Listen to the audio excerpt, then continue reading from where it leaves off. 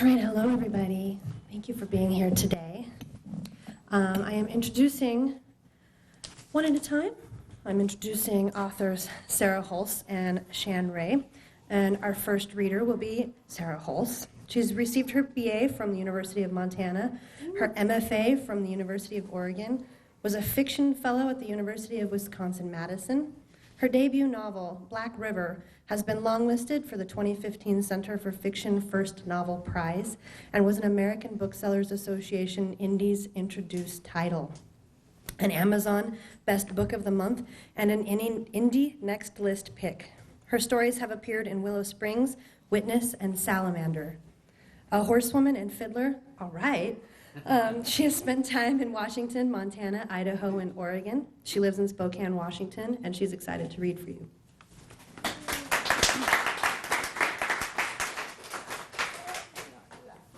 Taking the linens with you.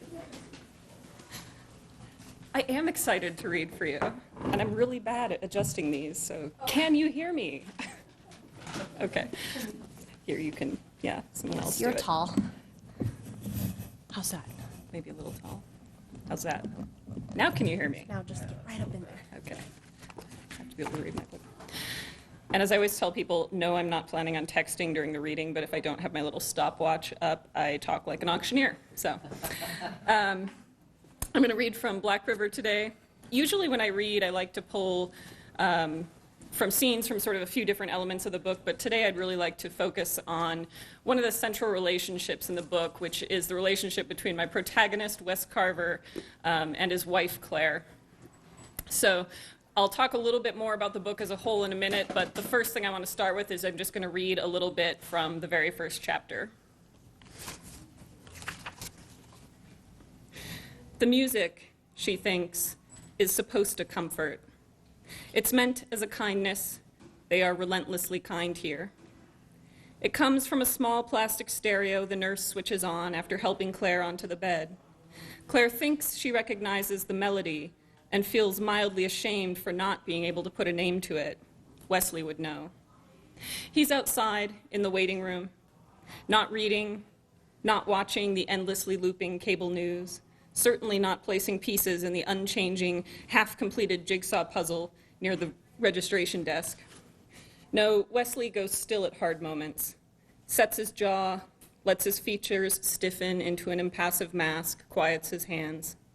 If some well-meaning person who isn't wearing scrubs or a white coat tries to say hello or offer a commiserating smile, he either won't notice or will pretend he hasn't. But he'll be watching the comings and goings of every nurse, every doctor, every opening of the door leading to where she is. The music isn't comforting. Too many violins and horns and drums going all at once, cacophony. Years ago, they didn't offer sedation for bone marrow biopsies, only lidocaine. Her first time, while Claire lay face down on the bed waiting for numbness to replace the stinging in her skin, a nurse who looked like a child placed the 4-inch Treffen needle on a tray in Claire's line of sight. Maria, Claire's doctor, had said, "We try not to let the patient see those." Like a meat skewer, Claire decided, or a knitting needle. Afterward, Wesley asked her if the pain had been bad, and she lied and said, "Not really." He's never liked to be told even gentle untruths, so he doesn't ask anymore. She likes simple melodies, a series of single notes that leave a trail she can follow. Afterward, they help her to one of the reclining chairs in the infusion suite and get Wesley. Without asking, he takes a chair from the nurse's station and rolls it to her side. His hair is backlit by the blue light of a fish tank behind him. He asks how long they have to wait before the nurses will let them leave. It's a question he asks just for the sake of speech. He knows this routine as well as she does. And she says 20 minutes.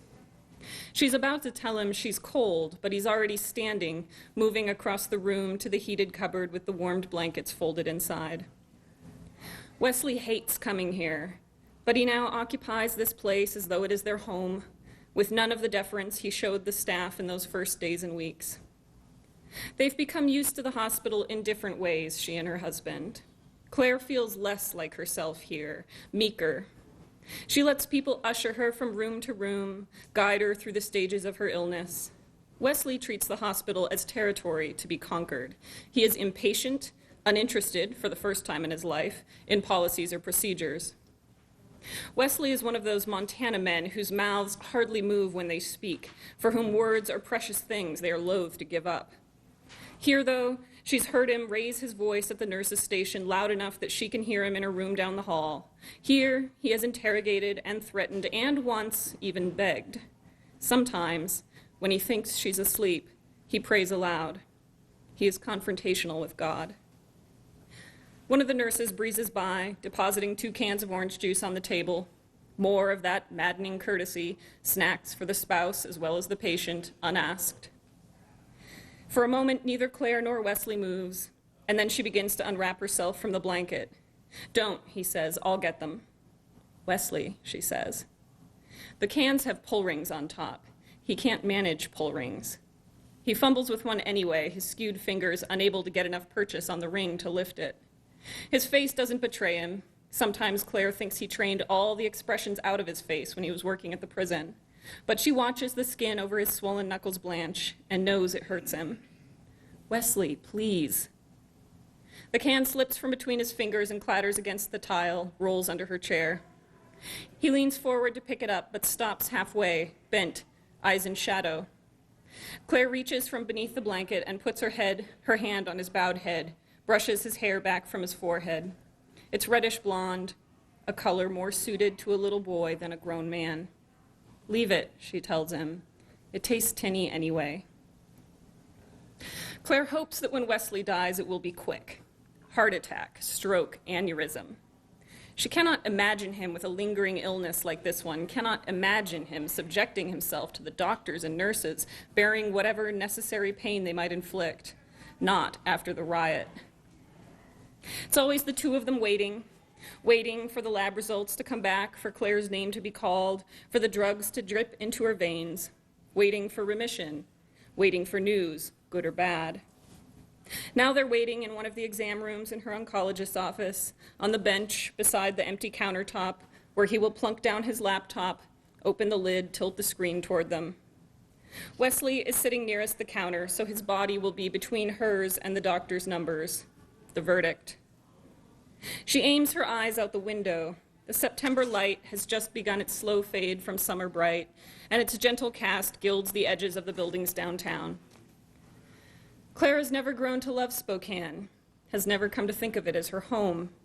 It's too obviously fallen from grace, a city with grand but dilapidated architecture, and residents who speak fondly of a golden age none of them remember. And the mountains in the distance are so small. Claire misses the mountains in Black River, their immediacy and immensity. These hills are shades of what she left behind. "I hate this fucking clock," Wesley says quietly. The first time she's heard him swear in 30 years of marriage. Claire looks. An ugly red plastic rim, a pharmaceutical logo emblazoned across the face. "I suppose it was free," she says, but she knows what he means. It's a loud clock. The hand moves audibly, every second sounded. Gone. So the rest of this chapter follows Claire's decline. Spoiler alert, she dies. Sorry. That happens on like page 13, so I'm not giving too much away, and it's in the first sentence of the blurb. So don't worry. I like to start my books off with something cheerful. But even though Claire dies in the first chapter, she's a very important presence in this book. The story of this book follows Wes as he goes back to Black River, Montana, which is a fictional town where the state prison is. Wes worked there for most of his life as a corrections officer. He was involved in a riot in which he was very severely injured. And a couple years after that, he and Claire left for Spokane. And ostensibly, the reason they left was not the riot. It was a conflict with Claire's son, Dennis, Wes's stepson. So Claire and Wes left. Dennis was still 16, and they left him behind, which is a choice that has had some pretty serious ramifications over the 20 years since. So Wes returns to Black River. He's going back to scatter Claire's ashes because that was part of what she wanted. He's also going back because the man who held him hostage during the riot has come up for parole. And for a long time, Wes kind of doesn't want to acknowledge that that's part of why he's back, but it's pretty apparent to the rest of the characters that it is. So the second scene I want to read, it kind of bookends part of the one I just read. It takes place at the end of the first chapter and sort of follows kind of a rare moment of peace and civility between Wes and his stepson Dennis, who's now in his 30s. And I better check my little time here real quick. I really am texting. Late Sunday afternoon, the storm broke into pieces and drifted apart, and Wes and Dennis decided to go up the mountain. The suit he'd brought stayed on its hanger in the closet, and he wore his good jeans and a green shirt instead, the one Claire bought for him because she said it matched his eyes. He found Dennis outside, tying the black horse to a heavy hitching rack beside the shed. The red horse was tied too, already saddled. Wes crossed the yard, mud pushing up from beneath the gravel and squelching over the sides of his boots. The red horse skittered sideways at his approach, jerking its head up and startling itself all over again when it hit the end of its rope. Dennis reached out to the animal, laid his palm flat on its neck. "Easy, Serrano," he said, voice low. "The hell is this?" "It's a long way up," Dennis said without looking at him. "We'll ride." "You couldn't have told me this before?" "Didn't see any reason to." Dennis ran a bristle brush over the black horse's back and laid his free hand over its withers. "I'll put you on Rio. He's a good horse." Wes didn't say anything. He could ride. Didn't especially like to, but his father had kept a couple horses, chunky animals with coats that never shed all the way out and hooves that chipped on the rocks in the pasture. He'd used them to pack elk out of the mountains, and for a few seasons Wes went along. Fine. He'd do it Dennis's way this once, for Claire. He watched Dennis smooth the blanket over Rio's back and swing the saddle up so it settled easy. His stepson moved with the kind of speed and confidence a person exhibited only when he didn't have to think about what he was doing. Wes watched his hands. They expertly tightened the cinch and knotted the latigo, moving swiftly over leather and metal and still finding time for a gentle glide over muscle and hair. "Let's get Mom's ashes set up here," he said. Dennis's hands crowded each other when he held the small box. The brown paper wrapping was still on, and it rustled as Dennis gently settled the box into the bottom of a leather bag.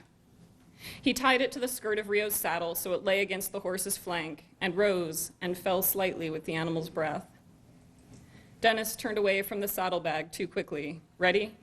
Wes nodded. Rio took the bit readily when Dennis offered it, closing his eyes as Dennis guided the leather straps of the bridle over his ears and fixed the buckles. The reins were split, and without so much as a glance at Wes, Dennis balanced them out in his hands and knotted them together. He started to lead the horse toward a bale of hay near the fence, but Wes stopped him. "I'm good." He took hold of the saddle horn, set his foot in the near stirrup, and hauled himself into the saddle. He could often force his way through a single action. Mind over matter lasted that long at least, but his hand punished him good when he tightened his grip on the horn. A sweet pain on a day like this. Tangible. "Can you hold those reins all right?" "They're fine." He cradled the knot in his palm and let the reins drape over his fingers. He wondered if Dennis had thought it out beforehand. "Sit back on your pockets a little more," Dennis said, then turned away to bridle the red horse. They started up through the access lane that ran between Dennis's land and farmers, Dennis in front.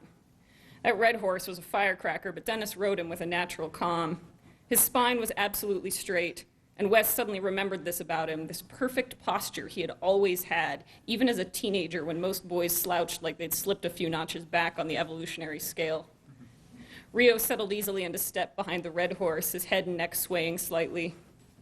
Wes drove his heels toward the ground, remembering that single piece of advice from his father, and tried to let his body follow the rhythmic movement of Rio's. It was a strange sensation, made so by the distance of time, but strange in another way too, a way that made him recall the hitch he'd seen when he watched the horse in the pasture a few days back.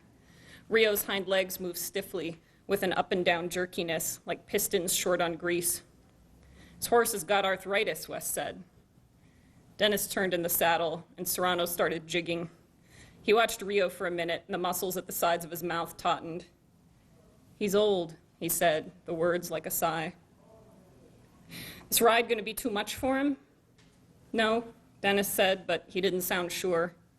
Wes reached forward and grazed the knuckles of his free hand against Rio's neck, received a backward flick of a single ear in return. Twice during the ride, Wes reached back to touch the leather bag that held his wife's ashes. Still didn't sit right with him, Claire reduced to a few handfuls of coarse powder. Seemed disrespectful somehow. He wanted her to have a casket, flowers, her favorite clothes. He wanted the embalming, the prayers, a service in a church, and another at a graveside. She would have done those things for him. Dust to dust, love, she'd said. He would do this thing for her. And then they were there, and Dennis was stepping off the red horse. Just bring the reins over his head and drop them, he said, these two ground tie. Wes had to give Dennis this much. The man had an eye for beauty. The place they'd stopped was less a clearing than a space where the road ran too close to the edge of the mountain to support trees. Roots burst from the earth and dangled in open air, and fallen forms of trees lay scattered on the slope below. They faced west, looking out over the join of canyon and valley. Below, the Wounded Elk flowed back through the shadowed corridor of the canyon and then curved into the open plain of the valley, where it greeted the setting sun and turned to quicksilver. The black grid of the train trestle spanned the border between light and shade. Across the valley, a lone rain shower was making its way across the Bitterroots. The outline of the mountain behind softened at the edges like the face of an actress in an old movie, made gentler and flawless with the aid of a blur lens. The sun, dimmed by the clouds, was about to touch the highest crest. West glanced back over the other side of the ridge, east, and though Black River was still in plain sight, he could just make out the gray roof of the house. The new prison was hidden beyond the slow curve of the canyon, and ahead, behind, surrounding, endless folds of forested mountain, then white dusted peaks rising up beyond, too distant to seem entirely real. Dennis took Claire's ashes from the saddlebag and pulled the brown paper off real careful, the way a person might unwrap a Christmas present if he wanted to reuse the paper next year. The urn was smooth, brushed metal, and it had her name on it. Wes hadn't thought about the screws, but Dennis had a jackknife on his belt, and he used its blade to coax the screws from their homes. And then he held it like that, lidless, in cupped hands, looking like a little boy with a robin's egg in his palms who's just realized he can't put it back into its nest. Should we say something? Wes walked to the edge of the ridge, felt a clump of damp soil give way under his feet. Can if you want to. But neither of them did. Didn't move either, and they stood together for a long moment, Wes noticing Dennis's eyes getting a sheen to them. His own eyes were dry, but his heart beat hard in his chest, drumming against his breastbone in irregular bursts of impossible speed. Normal, he reminded himself.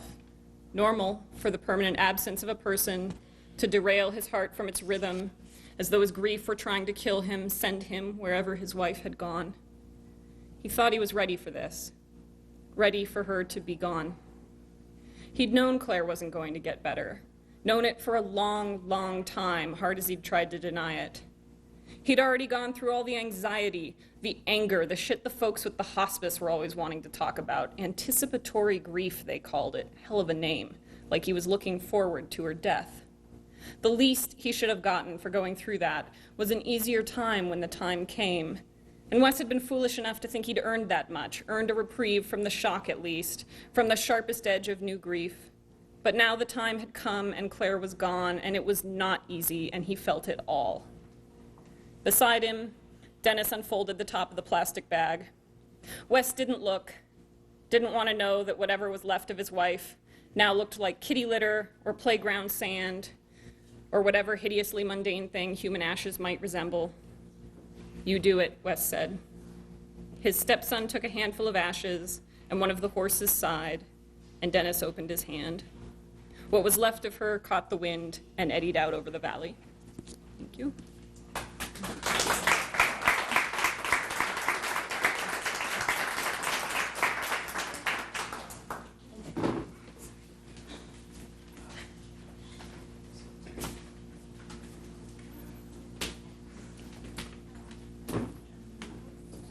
All right, that was Sarah Hulse. I hope this is going to be tall enough for you, or we'll have to readjust that again.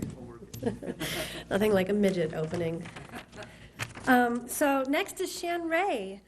His debut novel, A Love Song to Montana, called American Copper, comes out in November 2015. It's received a starred review from Kirkus and acclaim from Sherman Alexie, Deborah Magpie Erling, and Andrea Barrett and Dave Eggers. That's pretty awesome. His book of poems, Balefire, is a finalist for the High Plains Book Award. His collection of stories, American Masculine, chosen by Esquire as a 3 books every man should read selection, and named by Kirkus Reviews as a best book, won the American Book Award, 2 High Plains Book Awards, and the Breadloaf Writers Conference Bakeless Prize. Shan grew up in Montana and spent part of his childhood on the Northern Cheyenne Reservation. He played college basketball at Montana State University and Pepperdine, I wondered, Pepperdine University, and professional basketball in Germany. He lives with his wife and 3 daughters in Spokane, Washington, where he teaches leadership and forgiveness studies at Gonzaga University.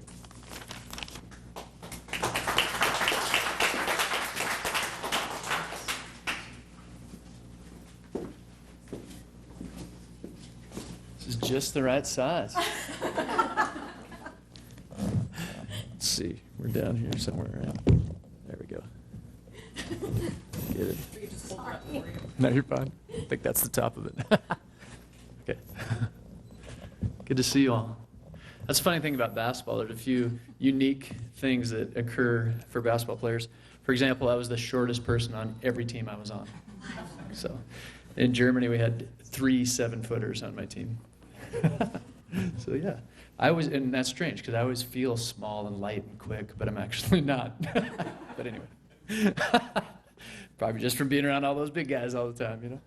And yeah, Montana, it was great fun writing this book, and it just reminded me of all the different journeys across Montana. My family traveled all over for basketball and for teaching. My dad was an educator and a principal, and he coached at Plenty-Coup on the Crow Reservation and in St. Labray on the Cheyenne Reservation, and at Livingston, where my brother and I, played basketball together. Then Montana State. And we just had I think a wonderful experience of Montana. So for me, it takes me back to his dad. So I was born 1967 in Billings at St. Vincent's, and then my dad was born in Circle, Montana, around 1948. And his dad was born around Circle, which was kind of much less of what it is even now, back when his dad was born. And that was around 1908. And then it just kind of goes back, right? And I'm interested in landscape and people and what's going on around America right now. I think some of the deepest expressions of America right now have to do with what are we going to do about our history regarding race and our history regarding who we are with each other. And right now in our state, we just have some amazing people working on that, and a lot of them are here this weekend. So this is my favorite book festival to go to each year, and I'm glad to be here. And why do I go by Shan Ray instead of Shan Furch as far as writing, for those of you that remember the basketball? My mom's middle name is Ray also, and my middle name is Ray. And she and I were always united around writing and thinking and books. She was like the spiritual core of our family, and is the big reader. So that's how the name came across that way. I always like to start by, looking at a couple of other writers briefly too. One of my favorite novels this year is called Black River. It's by Sarah Hulse. You might have heard her read before, I don't know, but wonderful writer. Great to be with you, Sarah. And I'm just going to start with one paragraph. There's a deep poetry to how she writes, and I think it does such beautiful justice to Montana, which is, I think, what we all experience when we're either out there inside the rivers or walking across the tops of those mountains. 100 mountain ranges in Montana, by the way, mountain ranges, not just mountains. And, just the beauty of it. So I wanted to give you a paragraph from Sarah. Better get the glasses.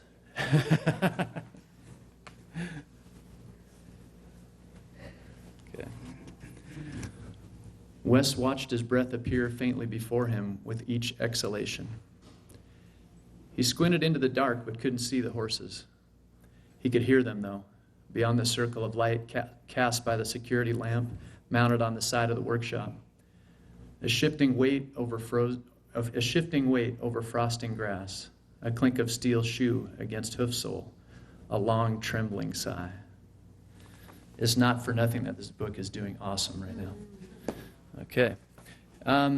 My family had, I think, a love for poetry, which came across in a lot of different things, a lot of embodied things, like how you are, how you embed yourself in the landscape. Spent a lot of time in the Yellowstone River waters, where I was almost killed a couple times because of probably too much time in the Yellowstone River waters and not being careful enough at different points. And a lot of time in the Beartooths, and a lot of time in a lot of different landscape. Also in the eastern side, my grandma was the postmaster at Cohagen, population 8, between Jordan and Miles City, and had great summers there, catching water snakes and, going down to Little Dry Creek, it's so humorous to me when you think about Little Dry Creek, which barely, maintains water, and the Yellowstone River on the other side of the state, and the different sort of places that it brought us through. But I think that poetry sort of attends us in Montana, goes back through the history of Native American and white relations, and back through the history of the landscape before people, and on up to today, and what Montana's made of, and all the different complexities that go on. So this novel was really enjoyable because I got to do a lot of research about Butte, because it's American copper, and not just because of the copper that came out of Butte. Anybody have any guesses on how much money came out of the hill in Butte? Still blows my mind. 300 billion. Wow. 300 billion. Okay. But also because Montana features this butterfly, which, sails around at 10,000 feet even in the Beartooths. And it's called the American copper butterfly. And that fascinates me. So we'll read a little bit about that when we get going. But so the Butte research was enjoyable, and then also a lot of research on the Northern Cheyenne leadership structure and the history of Northern Cheyenne relations. And many of my closest friends are Northern Cheyenne, and we spent a lot of time together. But it's also a history that comes up out of the shadow of American genocide, right? So this book tries to get at, all of the ways that we tend to treat each other decently or in an unprincipled way, and what's the nature of, or the essence of, forgiveness and atonement. And I think, if you follow the news these days, that's all over America right now. Like, what does that mean with regard to how we treat each other as men and women, and as different cultures and different races and different socioeconomic status? And that's always kind of fascinated me, and probably because of things in my own history, like my grandpa, who was German, married my grandmother, who was Czechoslovakian, during World War II in New York City, when Germany was invading Czechoslovakia. And their marriage was full of square dancing and just a lot of liveliness. And I really admired their marriage. They both passed now, but they just had a lot of that joy that I think came from who they were together, and that blending of cultures, really. And that's what this book tries to do too, is tries to honor that blending of cultures. So before we get to a little description of it and some reading of it, 2 other poems or poetic passages. This comes from Robert Hass, and one of our nation's beautiful poets. I think he's in his 80s now. Reminds me of Montana. This poem is called "The Image." The child brought blue clay from the creek, and the woman made 2 figures, a lady and a deer. At that season, deer came down from the mountain and fed quietly in the canyons. The woman and the child regarded the figure of the lady, the crude roundnesses, the grace, the coloring like shadow.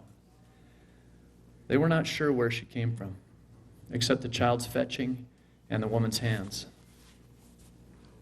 and the lead blue clay of the creek, where the deer sometimes showed themselves at sundown. Robert Hass. Another one of my favorites this year, The Game of Boxes by Catherine Barnett. Gorgeous middle sequence of poems. Just read one of those. This reminds me of what, some of the hopes that I had for this book, American Copper. Here's her poem called Chorus. Everyone asks what we're afraid of, but we aren't supposed to say. We could put loneliness on the list. We could put this list on the list. It's infinity. We could put infinity down. Who knows why we're here? It's a mystery. We're getting older, and when no one's watching, we climb right into it.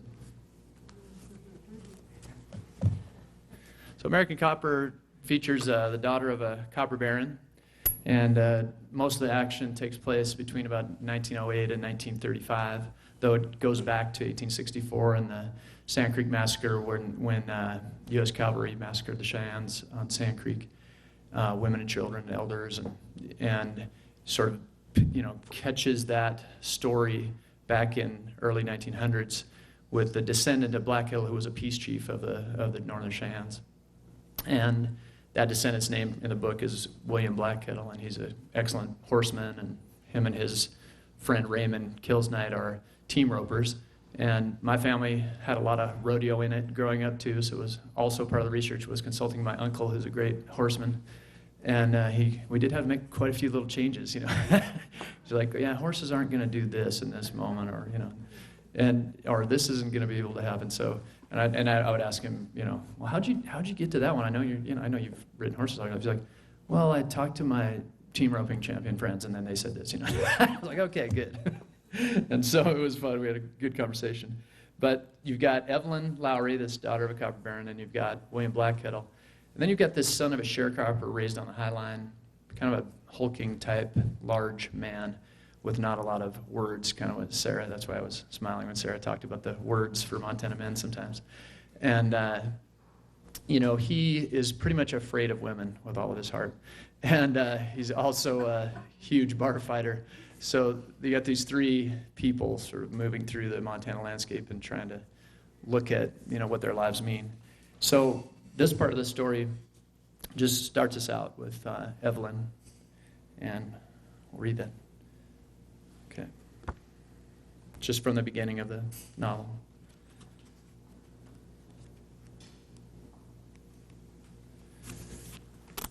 Daily men descended into the earth, going where no man belonged, taking more than men deserved, their faces racked with indifference, their hands dirtied with soot from the depths of the mountain. Side note, my uncle was inside the butte, underground a lot. Above ground, the last lights of evening shimmered before darkness fell. She held her father's hand as they walked in the upper meadow beyond the ranch house, the place from which she saw sky and moon and stars, and below her, far off in the top floor, the flicker of lantern glow from her father's window. 5 years old and slight, face chalk white, framed by dark auburn hair, her eyes were the green of glacial pools, slate green and gray, the iris encircled in black. Her fingers were cold. Full of fright, her father called her. Afraid of people mainly, he thought, and specifically men. In the meadow, when he pointed, her eyes followed his arm to the sky. Cygnus the swan, Vega, Altair, Alberio, he said. The summer triangle, daughter, do you see? She saw stars more white than silver in the outer dark. She made out the triangle, and within the triangle, lights cold and still as if held in place, like a basket of bright stones. Tomorrow night you recite for my guests, he said. Don't disappoint me. In his voice, a hint of the old immigrant accent. She was the child of her father. Yes, Papa, she said. As he drew her close and touched her face, a nightbird called from the forest. The next morning, he took her with him along the shallow cutbanks of the river, the sun low on its rise to the zenith. He went to one knee, hushing her as he held her shoulders and pointed a few feet ahead. Lycaena fleas americana, he said, flickering like minuscule fires, light-winged butterflies mingled among the timothy over the water. What do the words mean, she asked. More harshly than he intended, he said, quiet. The sun shimmered aslant at the river's bend. American copper, he whispered. Lark song, the percussion of a mountain jay. When he touched her hair, there was a tenderness he knew to be the God in him. He cherished her. She let her head meet his hand. The butterfly brood vivid below them. Even now, he said under his breath, copper in the air. Her hair too has copper, he thought, the sun on the curve behind her ear, the glint of her hair nearly bronze among the sheen of black. She is so like her mother. He let his thoughts linger. Is there more, Papa? She inquired. Yes, Evelyn, he said. She bore her mother's name.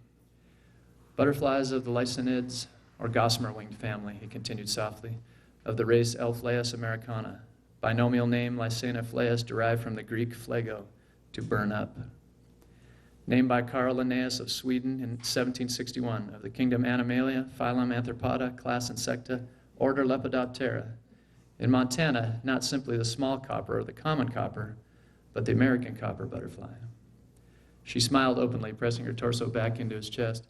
She placed her hands over his. Exhaling, he took in the river and its environs. "They are so shiny, Papa," she said, "like candles with black fringe and black spots." He chuckled while she grew silent. A single butterfly moved toward her as if climbing poorly made stairs. The creature came close before lighting on her forearm. Evelyn's body seemed to unfold outward. The wings closed and hinged open again. Her hair felt touched with electricity. "Still," he whispered. But he needn't have, he thought. Her fortitude, he knew, was like the mountain. Slender as a sapling, she stood that night on a black hickory table in the great room. Her father was a man hard as granite with other men, a man of fist, commerce, and copper. Joseph, he called himself. Others called him the Baron. Joseph Lowry had more money than the Montana State Treasury. Born in America but checked by blood, he had changed his surname Vavrick to the English equivalent Lowry and made men suffer. He was unfriendly with Washington but respected. His men dug copper from the ground. He sent it by train to the centers of industry. "I moved this country," he thought. He smiled for her brother too. But Tomas was in town with the tutor Joseph retained to prepare him for Harvard, where he would make his father proud. Tonight, the dignitaries of Montana gathered with their wives in the great room, wide-eyed. The men endured with slick hair, part lines clean and straight, faces shaven, black or brown, full beaver felt hats in hand, derbies and straights, tapers and cowboy hats. The women wore gloves and fine dresses, beads like gemstones set in silk at shoulder or hip. People milled beneath the electric burn of a bohemian crystal chandelier shipped from Prague, a many-armed work of art, high, wide, and full of light, the room lit to every corner. Alder pine and maple at floor and ceiling, great ponderosa logs stripped of their bark for walls, the tart smell of fresh wood. Throughout, deer and antelope antlers were set in European mounts, clean skull with darkened horns, the death's heads like silent touchstones of days he'd ridden out at dawn, returning with the animal laying across the rump of his horse. A comfort to him, a sense of solace. He watched the women, their flowing curls and well-shaped gowns, a reminder of the wife he'd lost. His face started to crack, but he steeled himself before he called to his daughter in a loud voice, "Evelyn, child of my heart." She smiled, blushed, too meek, he thought. He went to her at the table and stood before her, holding her hand. He beamed at the people, and they applauded even before she began. If only his father were here, he thought, he imagined, dead of poverty or anguish. They hadn't spoken since St. Louis. He'd hold his father's head in his low convalescent bed, mine worker, railroad hand, track layer, fighter crushed by rock. In Joseph's waking dream, the old man rose and stood tall, smiling like Joseph had never seen. The governor and his lieutenants, the head of the railway and his henchmen, they were all here now in the public dining room with their women to listen to Joseph's daughter, because Joseph wanted them to be here, and because they knew he was richer and more powerful than the lot of them. Dark wine in tall glasses, prime cuts of Montana beefsteak, tumblers of cognac, thick cigars, the air perfumed by feminine skin. They dined like royalty as they held their women. The men guffawed and bragged as they tried to pump themselves up in the face of their host's wealth, his mountain castle so unlike the paper shacks and hillside dugouts he'd known as a boy. Tonight he thought his princess was like a small queen, with her crushed velvet dress and white lace collar, white silk gloves, and her mother's pearl necklace. The gift of oysters of the Orient tripled around her delicate neck. His face wanted to break again. His wife should be here. He set his voice like a rail before him. "I present to you the Queen of Montana." He flourished his hand as everyone applauded, hooted, and hollered. Evelyn's face flushed. Joseph made eye contact, nodded, the aftertaste of buttered steak in his mouth. She lifted her eyes, then proceeded to recite without error 10 Shakespearean sonnets, each made with 14 knotted lines filled with tongue twists and turns, 3 quatrains and a couplet, 140 lines in all. She delivered with gusto and fire. "Shall I compare thee to a summer's day? Thou art more lovely and more temperate, and summer's lease hath all too short a date. Sometime too hot the eye of heaven shines." She raised her hands in a V. "Yet in these thoughts myself almost despising, haply I think on thee, and then state, like to the lark, at break of day arising from sullen earth, sings hymns at heaven's gate." The women and the men stood, their eyes alive to her performance. Love alters not with his brief hours and weeks, but bears it out even to the edge of doom. She punched a fist to her chest. They gasped. A few men chortled uncomfortably, but were hushed by those near. "My love as a fever longing still for that which longer nurseth the disease, feeding on that which doth preserve the ill, the uncertain, sickly appetite to please. For I have sworn thee fair and thought thee bright, who art as black as hell, as dark as night. Joseph was seen mouthing the words. He thought of his father's thick accent. The king's English was the English his children knew, Shakespeare the pinnacle. When she finished, the people roared their approval. Joseph lifted Evelyn from the table and set her on the hardwood floor. She looked at the bodies flowing toward her. She turned to her father and tucked herself to his pant legs, but he bellowed with laughter. She pinched his leg before she ran wildly from the room, his voice booming behind her. Well done, Evelyn, well done. And quieter, come back, child. But she stayed away. When the people left, he watched from the door as they walked across the wood of the veranda before receding into the darkness. They made their way mostly to carriages and one or two automobiles. He looked up once and saw the encompassing sky numberless with stars. But he turned his face down before the beauty could unravel him. Back inside, he found her trembling beneath her bed. He pulled her out by her heel. Holding her to his chest, he lay down on the small bed, touched the palm of his hand chill to her warm face. Courage, he whispered over her. Courage. And soon she slept. Joseph's father had been little respected. Joseph and his brother Leopold, the first generation born in this country, his father had raised them Czech while paying for some small English education. What he knew they'd need for this land. By trade a laborer, he was despised by many. In St. Louis, the last civilized place before the Great Expanse, he taught both sons to give no quarter. Joseph wiped his eyes with the heel of his hand, rose and went to his liquor cabinet and tipped back whiskey until his chest was hot. He strode through the house, a hunger in him to break the world. There had been a wildness to his coming west, but now he was numb. He missed his wife terribly. Her worry drove her, her fear of wilderness and wild things, bear, badger, wolf, even Indians. He'd taken her to powwows so she'd see how being subjugated had largely taken their will. The Blackfeet, big and fearsome during the Indian Wars, quiet now in the high northwest corner of Montana on the windswept steppe below the Great Mountains. The Crow in the far southeast, enemies of the Cheyenne, whose lands abutted theirs, but lay still further east, and whose society of leadership involved a council of 44 chiefs Joseph thought to be a modern miracle. 4 above 40. He'd kept a Cheyenne hand once who'd spoken of the council, paid the Indian even less than he paid the Chinese, though the hand was uncanny with horses. Too many voices, Joseph thought, yet they abide, even thrive. The hand had said the chiefs served not themselves, but the people. As for himself, Joseph couldn't countenance subservience. In America, there was resource and power underground and power over, the will to extract metal from rock, to separate flesh from bone. He would be positioned above other men. He would exhaust the storehouses of God. He'd be a king in this land, he told himself.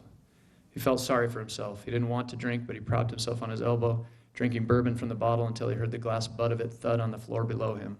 He fell asleep in his stupor, his head tilted over the side of the bed. In the morning, he approached the mirror in his bathroom. His eyes were red and blown out. He struck himself flat-handed in the face. He struck himself again, watching the pink of his skin bloom and spread. His look began to darken. His pupils turned to points of black lead among fields of water. He slapped himself in the face for near a quarter hour.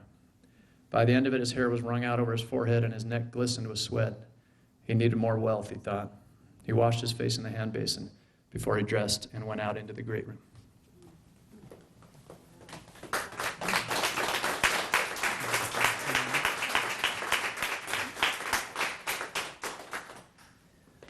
Maybe we should take this mic off. I feel very fortunate to be here today. Shannon and Sarah are going to take some questions from you. Wherever you feel comfortable. I'm just going to hand you the mic. Also, I wanted to mention that they both have books available downstairs if you'd like to pick them up. American Copper, unfortunately, is not available until November, but there is a collection of short stories and poetry available downstairs in Black River as well. And I'm going to just leave it up to you. We have about 10, 11 minutes. Yeah? Okay. Yes. Any questions or thoughts? Fire away. Wow. That's my thought for both of you. Thank you. Question, American Copper is forgiveness on your things. Yes, yeah. I've been a forgiveness researcher. I'm also a psychologist, so I've been doing that for about 20 years. And the book tries to get at just that intense pain around the sorrows of past grievous harms against others. And then what might we do with that?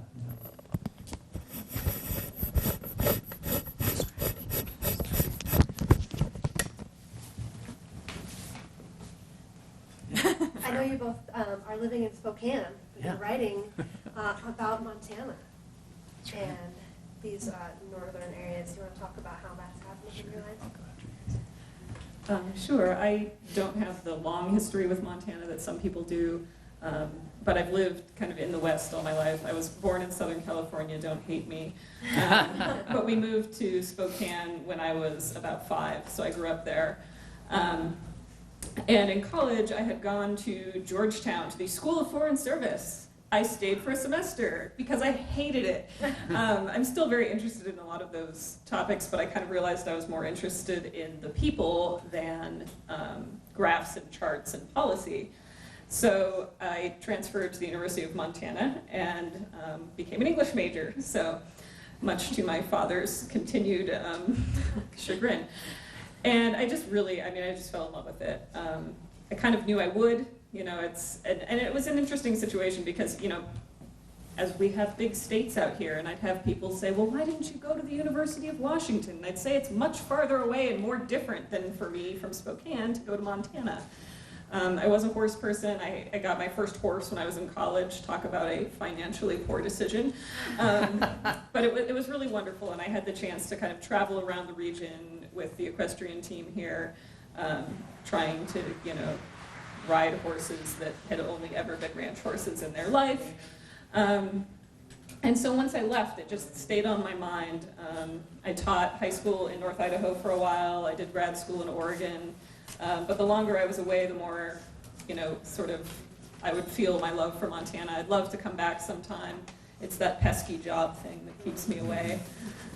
I'm writing my second book now. It's under contract with my publisher. It's also set in Montana. So I'm kind of getting to live here in my books, if not in person.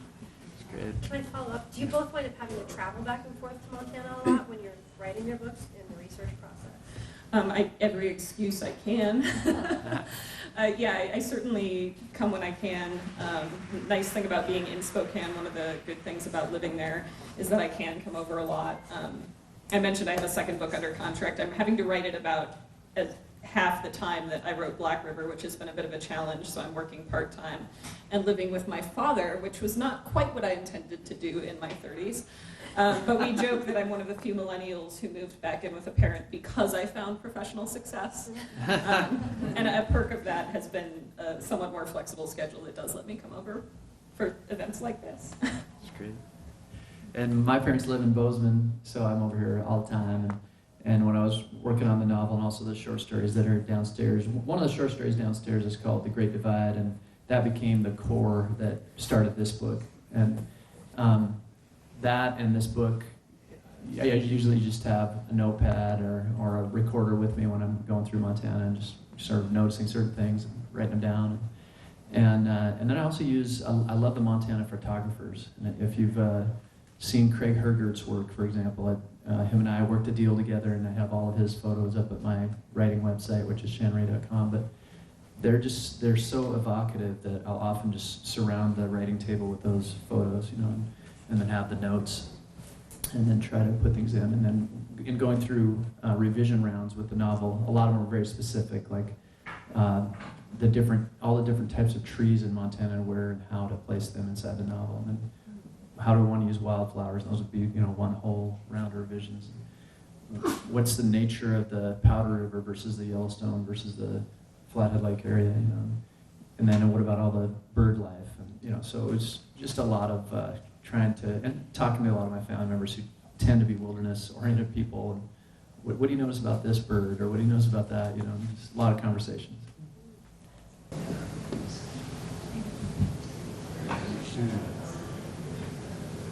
Go ahead. So how did you end up playing basketball in Germany? Yeah, that's a good story.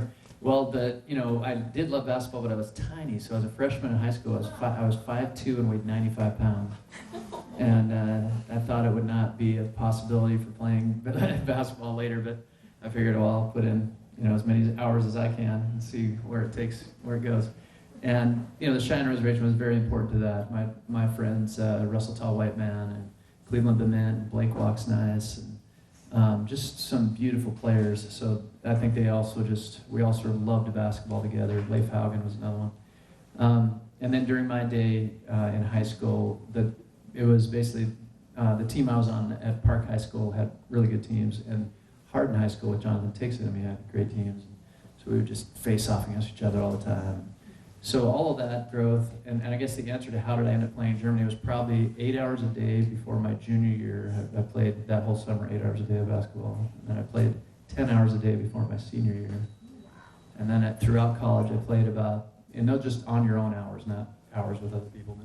So it was all those hours. And in college, there was a lot more hours. You know, you'd look at form in different spaces, but all that combined to eventually end up in Germany. Yeah.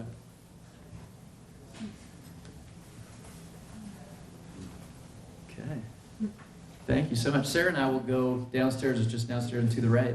And if you want to talk or we'll sign books, whatever you want to do. So thanks. Thank you so much.